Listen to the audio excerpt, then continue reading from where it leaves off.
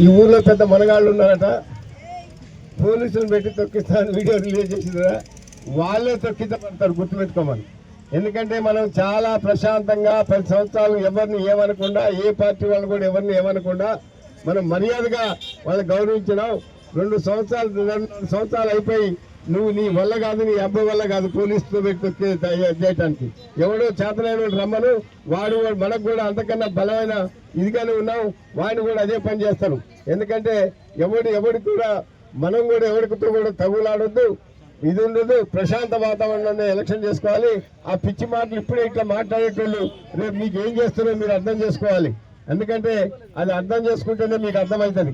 ఎందుకంటే అటువంటి స్వభావం ఉన్నవాళ్ళు రేపు ఊరు డెవలప్మెంట్ కాదు కదా, ఇంకా ఏది చేయలేరని కూడా మనం చేస్తా.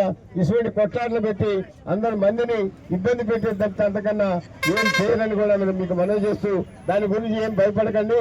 మీరు ఎప్పుడు పిలిస్తే అప్పుడు పక్కనే 5 నిమిషాల్లో, మాకు 2 నిమిషాలు కూడా పడదు. నేను ఎమ్మటే మీ దగ్గరికి మిమ్మల్ని ఆదుకోవడానికి కానీ దేనికైనా కానీ మీ అందరికీ మరి అది ఇదిగోని ఉంటాను కానీ నేను ఉంటాను.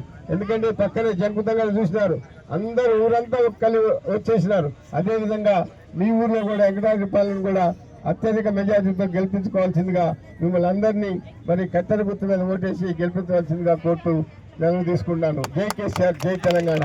కత్తెర గుర్తుకే, కత్తెర గుర్తుకే, కత్తెర గుర్తుకే, కత్తెర గుర్తుకే.